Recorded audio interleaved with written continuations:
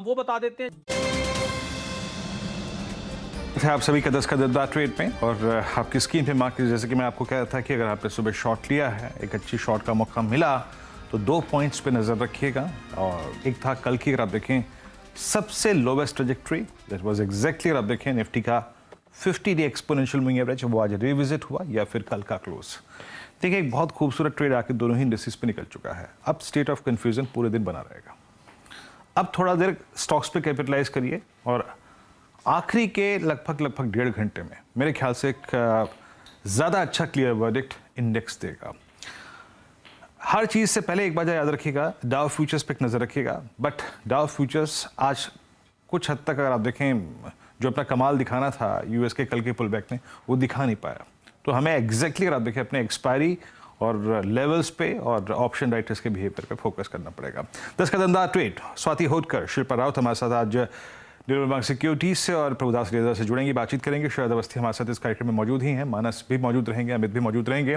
और big market voices की कड़ी में आज अगर आप देखें हमारे साथ एक खास मेहमान भी मौजूद होंगे, उनसे वाकिफ मैं आपको कुछ देर में कराऊंगा। बट शिल्पा, गुड मॉर्निंग, कार्यक्रम में स्वागत है आपका। और याद रखिएगा, अच्छा इस बीच सूरा आज आपकी स्क्रीन पे इशू प्राइस था करीब इनका 357 रुपये, लेकिन ये जो सेटल हुआ था वो था 361 रुपये पे। तो एक शायद बहुत ठंडी लिस्टिंग की तरफ बढ़ते हुए हम। बट शिल्पा गुड मॉर्निंग, आपका इंडेक्सेस पे व्यू। शिल्पा, कल का लो हमने रिविजिट किया, अभी क्या करना चाहिए इंडेक्स पे? जी गुड मॉर्निंग वीरेंद्र जी।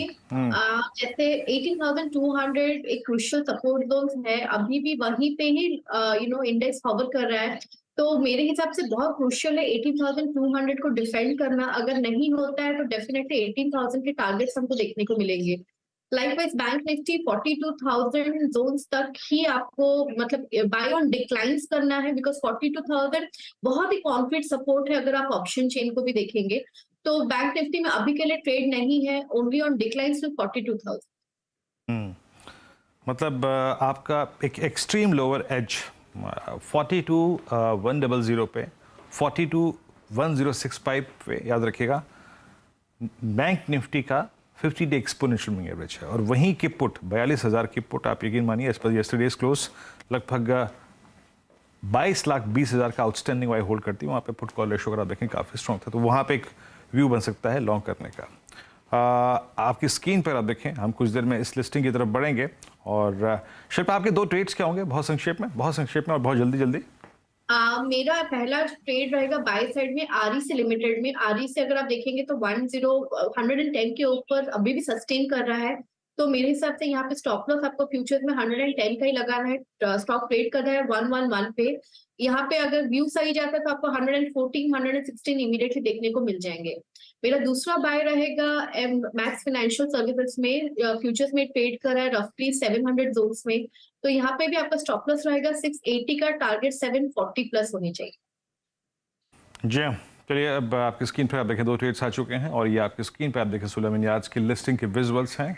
और 30 सेकेंड अगर आप देखें मात्र, और इसी लिस्टिंग की तरफ बढ़ेंगे। और इनफैक्ट इस लिस्टिंग पर एग्जैक्टली अगर आप देखें, अगर आप एक लिस्टिंग प्रीमियम के लिए आए थे तो शायद आपके हाथ जो है वो अब तक निराशा लग रही है। लेकिन क्या करना चाहिए इस स्पेस पे, मतलब इस लिस्टिंग के साथ लिस्टिंग गेंस जब नहीं आपको मिल रहे हैं तो आपकी अप्रोच क्या हो? शरद अवस्थी जी से एक बातचीत होगी।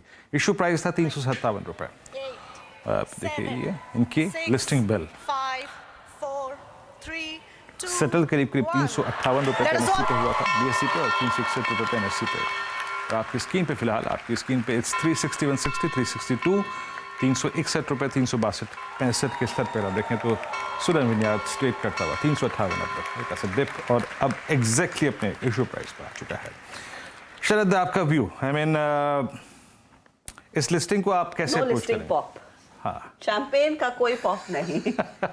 शरद, देखिए बेसिकली बिजनेस में अगर आप समझे तो मोट तो बहुत स्ट्रांग है, क्योंकि हर किसी को इस बिजनेस में एंट्री करना और पोजीशन बनाना इतना आसान नहीं होगा। मेरे हिसाब से जो इनके अगेंस्ट में प्ले कर रहा है वो ऑब्वियसली एक वैल्यूएशन है, और दूसरा कि कंपनी कंपैरेटिवली जो लिस्टेड पीयर्स अवेलेबल है उनके कंपैरिजन में काफी छोटी है। लेकिन हमारा ये मानना है कि अगले 2 साल 3 साल में ग्रोथ रेट्स वगैरह ठीक ठाक रहने चाहिए।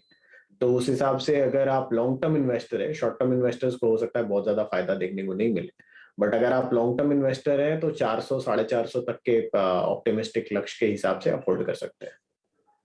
आई एम जस्ट अमेज्ड कि जिन प्रोडक्ट्स को आप जानते हैं उनकी इतनी डिसअपॉइंटिंग लिस्टिंग होती है। अब ये हमने ऑफ कोर्स पेटीएम तो एक हिस्ट्री का एक लेसन बन गया है, लेकिन सूला भी ये प्रोडक्ट तो काफ़ी जाना माना है, लेकिन बहुत ही डिसअपॉइंटिंग शुरुआत होती हुई दिखाई दी। अब देखते हैं इसकी पारी कैसी रहती है, क्योंकि इनके प्रोडक्ट्स क्लियरली भारत के बेस्ट क्वालिटी के प्रोडक्ट्स हैं जो वाइन्स ये ऑफर करती हैं, चाहे वो रेड वाइन हो, वाइट वाइन हो, जो शैम्पेन्स के बिजनेस में है। और इन्होंने इनफैक्ट बाकी इनकम्बेंट प्लेयर्स, क्योंकि वो पूरे नासिक बेल्ट से कई कंपनियां आई थी, लेकिन इन्होंने अपना जो है ब्रांड प्रेजेंस महसूस कराई और बड़े पैमाने पर अब एक्सपोर्ट मार्केट में भी इनके ब्रांड की चर्चा होती है, लेकिन बहुत ही अनफॉर्चुनेट लिस्टिंग होती हुई दिखाई दे रही है। देखिए पूरा बाजार इनके हाथ में। और मुझे याद है इस तरह, मैं कुछ दिनों पहले नीरज जी बोर्ड रूम में जब आई थी मैनेजमेंट, इनको बहुत विस्तारपूर्वक सुन भी रहा था मैं। खैर सिर्फ ऐसा नहीं है कि सूला के हाथ ही निराशा लगी है, पूरा बाजार निराश है और 18,201 की ट्रैजेक्टरी में फिर डे लो की तरफ निफ्टी बढ़ता हुआ। मानस, अब आपकी अप्रोच क्या होगी? लग रहा है कि निफ्टी शायद 50 डे को सिक्योर ना कर पाए। शायद एक एडवांटेज निफ्टी के पास ये है कि इट्स एक्सपायरी डे, अदरवाइज ये कोलैप्स हो गया होता। इंडेक्स पे अब क्या व्यू रखेंगे मानस साहब? देखिए इंडेक्स पे व्यू अभी भी निगेटिव है। देखिए यहाँ पर अगर निफ्टी को रिवर्स होना है तो मेरा अभी भी यही समझना है कि 18,500 का जो स्तर है वो सबसे क्रिटिकल है। जब तक 18,500 के ऊपर निफ्टी नहीं निकलेगा, आपको कोई मेजर मूव देखने को नहीं मिलेगा, आपको एग्रेसिव होकर लॉन्ग पोजीशन भी नहीं बनाना है। जहां तक बात केवल 1 से 2 दिनों की हम करें तो अब जो बहुत क्रिटिकल स्तर है वो 18,280 का है। 18,280 के ऊपर आप 18,500 के लिए प्ले कर सकते हैं। तो क्योंकि दोनों लेवल्स के नीचे अभी भी निफ्टी ट्रेड कर रहा है, इसलिए मेरा व्यू अभी भी नेगेटिव है। मेरा समझना है कि शायद ये 50 डे मूविंग एवरेज को ब्रेक करेगा और 18,050 की तरफ जाने की कोशिश करेगा। अब देखिए 18,050 18,070 है एक्चुअली वो स्तर है 38.20% रिट्रेसमेंट लेवल। पूरी जो रैली हमने देखी थी 16,700 से लेकर 18,800 तक, उसका 38.20% 18,070 आता है। तो शायद वो लेवल्स टेस्ट होंगे, तो ट्रेंड अभी भी नेगेटिव लगता है। ट्रेंड इंडेक्स पर क्लियरली नेगेटिव है, ऐसे में क्या फिर शॉर्ट साइड के सौदों पर ही फोकस करना है? स्वाति भी हमारे साथ जुड़ गई हैं। स्वाति, आज का ट्रेड इस समय? यस, गुड मॉर्निंग हर्षदा जी। डेफिनेटली 2 ट्रेड्स देने चाहूंगी, दोनों मेरे एक बाय रहेगा, एक सेल साइड रहेगा, because market is little bit cautious. दोनों साइड से ट्रेड रखना काफी इंपॉर्टेंट पॉइंट मुझे लगता है एट द करंट लेवल्स। तो फर्स्ट मेरा बाय कॉल है जो कि सन फार्मा पे। लास्ट 2 दिन से हम देखते हैं कि काफी अच्छी positive momentum pull back rally इसमें नजर आई है। 975 का प्रीवियस लो हम लोग ने देखा था 2-3 दिन पहले, वहां से अभी 20 DMA के ऊपर भी आया था। आई बिलीव इसमें पोटेंशियल है अपसाइड में एटलीस्ट 1060 के लेवल्स टेस्ट करेंगे, जिस हिसाब से वॉल्यूम्स एंड प्राइस मोमेंटम मुझे नजर आ रहा है। मुझे लगता है 1060 with in a short span of time हमें देखने मिल सकता है। तो सन फार्मा पे करंट लेवल पे बाय कीजिएगा 1010 के स्टॉप लॉस से for a target of 1060। Second is a short call जो कि है SRF पे। काफी दिनों से हम SRF में देख रहे हैं कि सेलिंग प्रेशर हमें नजर आए। जो भी इंपॉर्टेंट मूविंग एवरेजेस हम लोग ट्रैक करते हैं जैसे 50, 100, 200 DMA, उसके नीचे ये ट्रेड हो रहा है। लास्ट 2-3 दिन से हम देख रहे हैं कि फ्लैट काफी बेस चल रहा था, एंड आई बिलीव कि इसमें अभी हमें एक सेल ऑफ और इंटेंसिफाइड होते हुए नजर आएगा जैसे ही ये 2300 के लेवल्स ब्रेक करेगा। तो करंट लेवल पे SRF आप शॉर्ट कर सकते हैं। 2350 का स्टॉप लॉस प्लेस कीजिएगा for immediate target of 2200 rupees. रेफ में एक सेल साइड का ट्रेड आप लेकर चलेंगे, लेकिन सन फार्मा में तेजी का एक मौका है। 1060 के लिए अपॉर्चुनिटी साफ देखने को मिल रही है। अमित, कोई नया ट्रेड इस समय आपने स्पॉट किया है? जी हर्षिता मैम, मुझे जुबिलेंट फूडवर्क्स अच्छा लग रहा है। जुबिलेंट फूडवर्क्स में एक डाइवर्जेंस है मोमेंटम पे। कल थोड़ा सा स्टॉक अच्छा था, गिव अप कर दिया, लेकिन आज फिर ये 10 डेमा कट कर रहा है। मुझे लगता है कि यहाँ पे थोड़ी तेजी बन सकती है इमीडिएट शॉर्ट टर्म में। टारगेट्स इसके रैंक में लगभग 545 के और स्टॉप लॉस रहेगा 518 का। जुबलेंट में एक अपॉर्चुनिटी क्लियरली, और ये 20 मिनट डिलीवरी आज थोड़ी सी भाती हुई दिखाई दे रही है। स्टॉक हल्का सा ऊपर है, 1.5% तक का इजाफा बनता दिखाई दिया है। ये फिलहाल कोई ट्रेड्स। मानस, कोई स्टॉक का इस समय जो आप स्पॉट कर रहे हैं जहां पर एक नया सौदा उठाया जा सकता है? देखिए पहला स्टॉक तो एक्सिस बैंक रहेगा। यहाँ पर अभी भी वीकनेस लग रही है। 20 डे मूविंग एवरेज के नीचे एक्सिस बैंक फिसला है। आई थिंक यहाँ पर गिरावट बढ़ सकती है, इसलिए यहाँ पर बिकवाली करने की सलाह रहेगी। 936 के स्टॉप लॉस है यहाँ पर बिकवाली करनी है 890 के टारगेट के लिए। और दूसरा स्टॉक हेवेल्स का है। देखिए हेवेल्स अब एक बहुत ही इंपॉर्टेंट सपोर्ट के आसपास आ गया है, पैटर्न नेगेटिव लगता है, इसलिए यहाँ पर भी बिकवाली करने की राय रहेगी। 1165 के स्टॉप लॉस से बिकवाली करिए 1100 रुपए के टारगेट के लिए।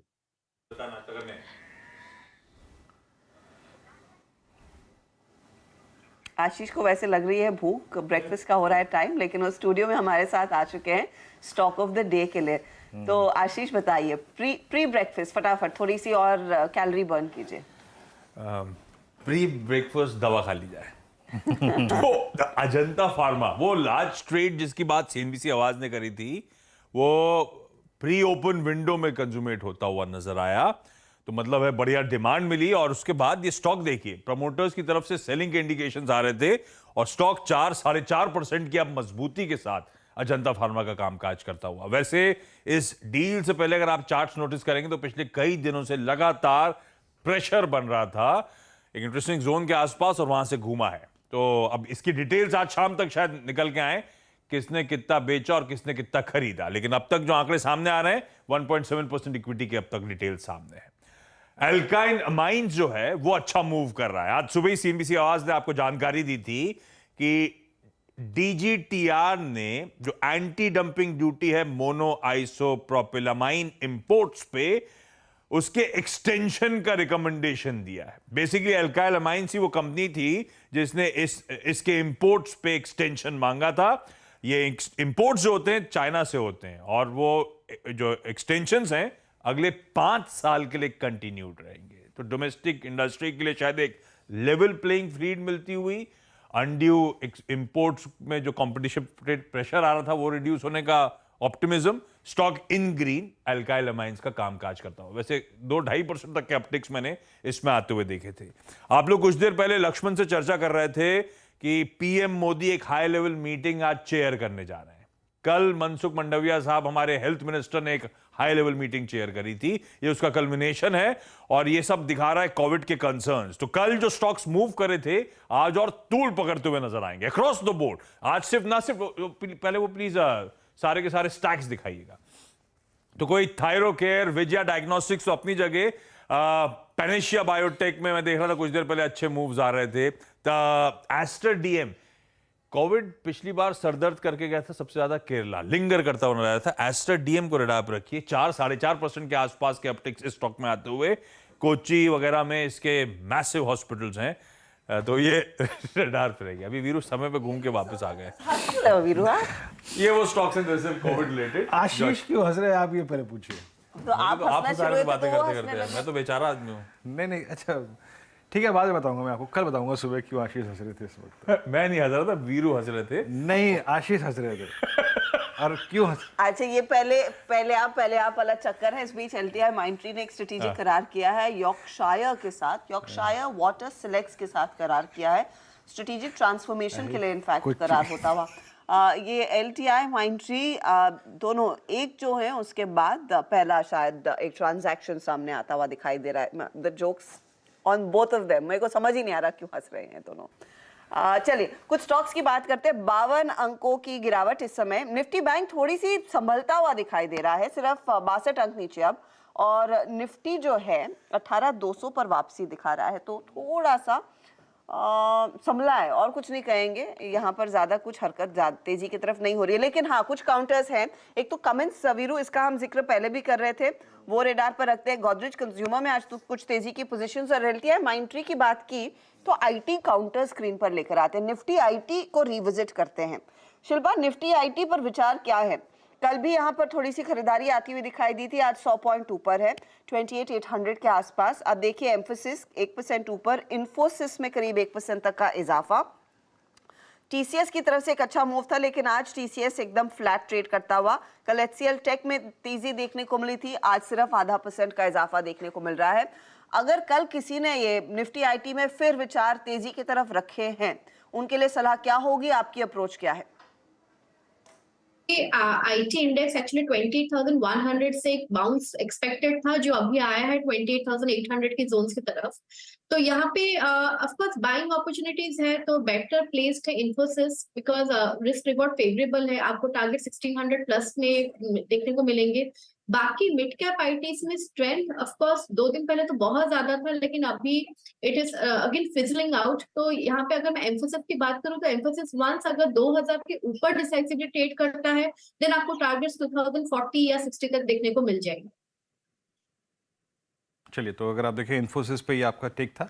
निफ्टी आईटी करीब 100 अंक ऊपर, लेकिन जैसे कि आपको मालूम है 10 का दमदार ट्रेड में अब 10:10 और ये समय होता है आउटलुक 2023 2023 के लिए। अगर आप देखें क्या व्यू है बाजार के बड़े दिग्गज विशेषज्ञों का, इस श्रृंखला में अब आइए चलते हैं। आज श्री नीलेश शाह हमारे साथ एमडी CEO कोटक एमसी के जुड़ चुके हैं बात करने के लिए।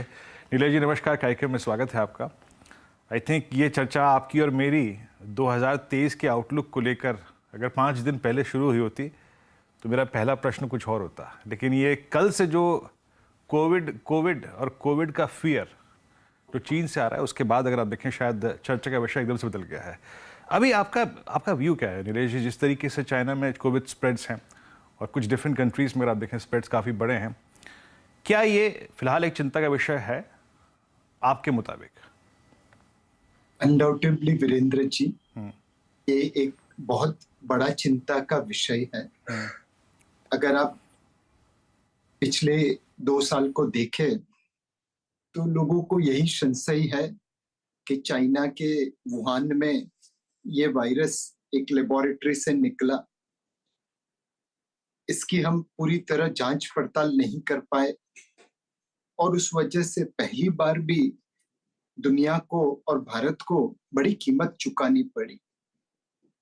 आज भी चाइना में जो हो रहा है वह एक सीक्रेसी के जो दायरे में है। हमें आज भी उतना पता नहीं चल रहा है इस वायरस के बारे में जितना हमें जानना चाहिए। तो अनडाउटेबली मार्केट इस चीज को ध्यान रखेगी। China manufacturer to the world है। अगर वहां पे कोविड की वजह से रुकावटें आती है, वापस जीरो कोविड पॉलिसी लगाते हैं, तो कमोडिटीज मार्केट के ऊपर और सप्लाई चेन, ये दोनों के ऊपर बहुत बड़ा इम्पैक्ट आ सकता है। Every dark cloud has a silver lining.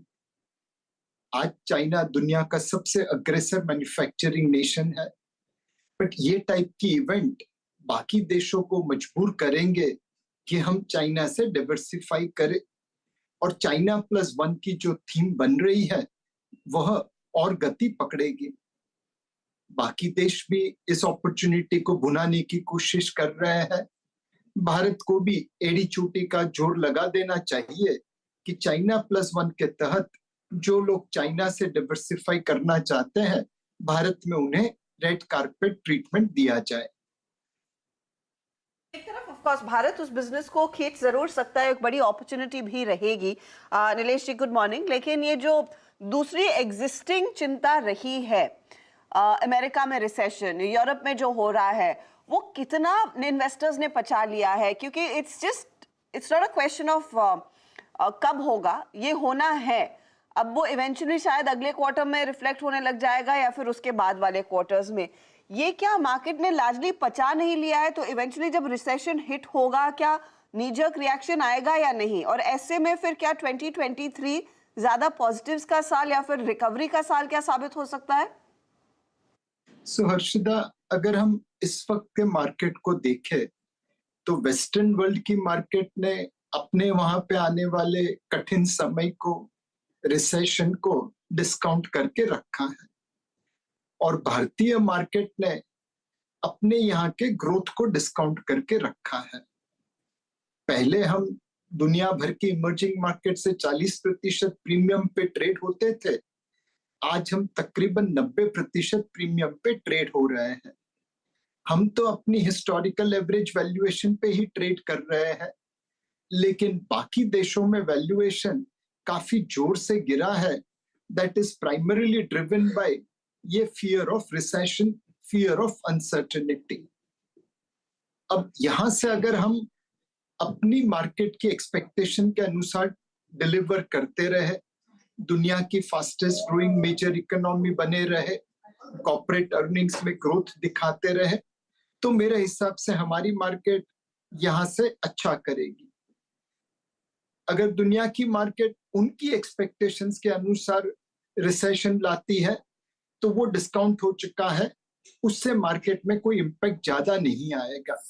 But please appreciate कि हम सूर्य कुमार यादव की तरह है, लोगों की बहुत बड़ी एक्सपेक्टेशन हमसे बिल्ड हुई है, हमें उन एक्सपेक्टेशन पे डिलीवर करना जरूरी है। और बाकी देश जिम्बाब्वे की क्रिकेट टीम की तरह है, कोई एक्सपेक्टेशन बड़ी नहीं है, अगर वो खराब करते हैं तो वो ऑलरेडी डिस्काउंट हो चुका है। आप एग्जाम्पल्स मेसी और एम्बापे के देंगे क्योंकि वही फ्रेश है माइंड्स में आजकल, लेकिन ऑफ कोर्स क्रिकेट भी, क्योंकि आज से क्या वो वनडे शुरू होने वाला है, ये थर्ड टेस्ट और पहला इससे पहले वाला टेस्ट तो ऑफ कोर्स हमने देखा, बहुत बढ़िया परफॉर्मेंस देखने को मिला। अब ये सूर्य कुमार यादव की जो आपने बात की है, उस तरह का परफॉर्मेंस अगर दिखाना है मार्केट को, सबसे ज्यादा फिर प्रेशर किस सेक्टर को लेना है या फिर सबसे ज्यादा कॉन्फिडेंस के साथ किस सेक्टर को खेलना है नीलेश जी? आई थिंक हमारे लिए पूरी मार्केट के सारे सेक्टर को एक साथ डिलीवर करना पड़ेगा। हमारी वैल्यूएशन इतनी प्रीमियम पे है कि हमारे पास चॉइस नहीं है कि सिर्फ एक ही सेक्टर डिलीवर करे और बाकी नहीं करे। अगर टॉप डाउन देखा जाए तो हमें 3 चीजों पे ध्यान देना है। एक, अर्निंग्स ग्रोथ, कॉर्पोरेट क्षेत्र ने अपना बढ़िया परफॉर्मेंस जारी रखना होगा। सितंबर 2022 क्वार्टर में इबिडा मार्जिन महंगाई की वजह से थोड़ा हिट हुआ था, वो दिसंबर 22 और जनवरी 23 में रिकवर हो जाना चाहिए। दूसरी चीज गवर्नेंस है, हमारी कॉर्पोरेट गवर्नेंस बाकी देशों के सामने बहुत अच्छी है, हमें उसके बरकरार रखना पड़ेगा। और तीसरी चीज ग्रीन है, हम probably one of the few countries है वर्ल्ड के जो COP26 and Paris accord target को अचीव करने के लिए निरंतर काम कर रहे हैं। जब तक ये 3G हम डिलीवर कर पाए, growth in earnings, governance standards and green commitment, तो आई थिंक हम इन्वेस्टर्स की, निवेशकों की एक्सपेक्टेशंस पे खरे उतर पाएंगे। एक और चीज़, हर साल की अपनी, अगर आप देखें, एक कहीं ना कहीं 2022 में जब हम आ रहे थे तो हमारे पास जो ब्याज दरें थी वो काफ़ी लो थी। हाउसिंग लोन करीब 6, 6, 6.5 पे भी आपको मिल रहा था। लेकिन 2023 में जाते जाते एक और बड़ी चुनौती ये है कि ब्याज दरें काफ़ी ऊपर है, डिपॉजिट्स रेट काफ़ी ऊपर आ चुके हैं, आपको एफडी पे काफ़ी अच्छा खासा ब्याज मिल रहा है। तो ऐसे में हर वो निवेशक, चाहे वो डायरेक्टली इक्विटी पे आता है या फिर म्यूचुअल फंड्स का चुनाव करता है, अलग अलग थीम के म्यूचुअल फंड्स लेता है, मिड कैप लेता है, लार्ज कैप लेता है, क्या एक सही रिटर्न्स की अपेक्षा रखनी चाहिए जब आपका डेट या फिर अगर आप देखें जो फिक्स्ड इनकम काफ़ी बड़ा पैसा देने वाला है, रिस्क टेकर्स शायद उधर की तरफ जाएं, तो ऐसे में इन्वेस्टर की अप्रोच क्या होनी चाहिए, कितनी रिटर्न्स की एक्सपेक्टेशन करनी चाहिए? एक, वीरेंद्र भाई, निवेशकों को अपनी रिटर्न एक्सपेक्टेशन इक्विटी से मॉडरेट करनी पड़ेगी। हम इतने प्रीमियम वैल्यूएशन पे ट्रेड हो रहे हैं कि यहाँ से बहुत अच्छा रिटर्न देना थोड़े समय में, छोटे समय में मुश्किल रहेगा। इस साल डेट फंड और इक्विटी फंड का रिटर्न मोटा मोटा आसपास में आएगा, थोड़ा इधर थोड़ा उधर, बट इक्विटी और डेट फंड्स के रिटर्न मोटे मोटे एक दूसरे के पास में रहेंगे। अगर आप इक्विटी में निवेश कर रहे हैं तो ये बाई ऑन डिप मार्केट है, आने वाले साल में बहुत मौके मिलेंगे करेक्शन के, उस करेक्शन में आप इक्विटी खरीदना ताकि आपका रिटर्न अच्छा हो सके। डेट को भूल मत जाना, वह एक एंकर की तरह आपके पोर्टफोलियो को नियंत्रित करता है। डेट फंड में अप टू 3 ईयर होराइजन वाला पैसा लगाइए और इक्विटी फंड में 3 साल से ज्यादा अवधि वाला पैसा लगाइए और बाई ऑन डिप्स जरूर फॉलो करिए। 2023 डिसिप्लिन निवेशकों को पैसा बना के देगा जो अपने असेट एलोकेशन को डेट और इक्विटी में संतुलित रखेगा। अगर आपकी एसआईपी चल रही है या फिर आप स्मॉल केस के जरिए छोटे छोटे स्टॉक्स का पोर्टफोलियो बनाकर बैठे हैं तो वो जारी रखें। लेकिन नीलेश जी, कोई ऐसा क्षेत्र है क्या जहां पर आप कॉन्फिडेंटली कह सकते हैं कि यहाँ पर थोड़ा सा वेटेज बढ़ा दिया जाए, अपना एक्सपोजर कुछ बढ़ा कर चले? एक क्षेत्र हर्षदा जो हमें अच्छा लग रहा है वह इंफ्रास्ट्रक्चर है। जनरली हमने देखा है इलेक्शन के पहले सरकार इंफ्रास्ट्रक्चर क्षेत्र में अच्छा निवेश करती है। 1947 से 2013 के बीच में जितना इंफ्रास्ट्रक्चर रिलेटेड काम हुआ था, मोटा मोटा उसके जितना कार्य 2014 से 2024 के बीच में हो रहा है। अब प्राइवेट सेक्टर का निवेश भी इन्वेस्टमेंट की तरफ बढ़ रहा है। ये सारी चीजें मिला के जो इंफ्रास्ट्रक्चर रिलेटेड कंपनी है उनमें निवेश कर सकते हैं। और चीज़ पॉसिबल अगर आप देखें, आई थिंक रियल स्टेट पे मैं आपका पूछाऊंगा, क्योंकि मैंने इससे पहला प्रश्न में नीलेश जी ब्याज दरों को लेकर ही पूछा, और मुझे याद है जब CY22 में मैं आपसे शुरुआती जनवरी फरवरी मार्च में बात करता था तो हमने एक थीम को बहुत अच्छी तरीके से खेला था, रियल स्टेट प्लस एंसिलरी, मतलब जो होम इम्प्रूवमेंट वाली कंपनियां हैं। अब वहाँ क्या व्यू रखेंगे नीलेश जी? अब शायद अगर फरवरी और अप्रैल में ब्याज दरें और बढ़ी तो ये आपका हाउसिंग लोन करीब करीब 10 सवा 10 का होगा। अगर डबल डिजिट में आपका हाउसिंग लोन गया तो ऐसे में रियल स्टेट प्लस एंसिलरी यानी होम इम्प्रूवमेंट, वहां पर आपका व्यू? सो वीरेंद्र भाई, रियल एस्टेट क्षेत्र में बहुत कम चॉइसेस है। लिस्टेड क्षेत्र में उससे अच्छा हमें लगता है कि रियल एस्टेट एंसिलरी जो क्षेत्र है वहां पे निवेश करना चाहिए। सीमेंट हो, टाइल्स हो, पेंट्स हो, कंज्यूमर ड्यूरेबल्स हो, ये सारी जो क्षेत्र है रियल एस्टेट से जुड़े हुए, वहां पे निवेश करना हमें अच्छा लग रहा है। जैसा आपने बताया, हाउसिंग लोन्स के ब्याज की दरें बढ़ रही है तो उसकी थोड़ी इम्पैक्ट रियल एस्टेट सेल के ऊपर आनी चाहिए, बट उसके साथ साथ रियल एस्टेट सेक्टर की अफोर्डेबिलिटी काफी बढ़ी है। पिछले कई सालों से रियल एस्टेट के प्राइसेस इन्फ्लेशन से कम बढ़े हैं, उस वजह से कंज्यूमर के हाथ में रियल एस्टेट अफोर्डेबिलिटी बढ़ी है। दूसरी चीज है, कोविड की वजह से भी जो लोगों ने देखा था वो अपने घर को सजाने की कोशिश कर रहे हैं, और उस वजह से भी रियल एस्टेट रिलेटेड जो एंसिलरी क्षेत्र है उसमें डिमांड हो रही है। और कुछ क्षेत्र ऐसे हैं, टाइल्स जैसे, जहां पे एक्सपोर्ट मार्केट काफी बढ़िया ग्रो हो रहा है। तो हमें लगता है कि आने वाले समय में रियल एस्टेट की जगह पे real estate ancillary building material sectors में निवेश करना उचित रहेगा। चलिए नीलेश जी, बहुत बहुत शुक्रिया, आप इस कार्यक्रम में शामिल हुए और 2023 को लेकर आपकी जो व्यूज़ हैं वो आपने हमारे साथ शेयर किए, और एक बार फिर से आपको 2023 की अग्रिम शुभकामनाएं। ईश्वर करे ये साल आपके लिए मंगलमय रहे और आप निवेशकों को और CNBC आवाज़ के दर्शकों को और पूरी इन्वेस्टर लॉबी को यूं ही अच्छी अच्छी रिटर्न से एक हाई इंटरेस्ट रिजीम में पैसा बना के दे पाए। बहुत बहुत शुक्रिया सर इस कार्यक्रम में शामिल होने के लिए।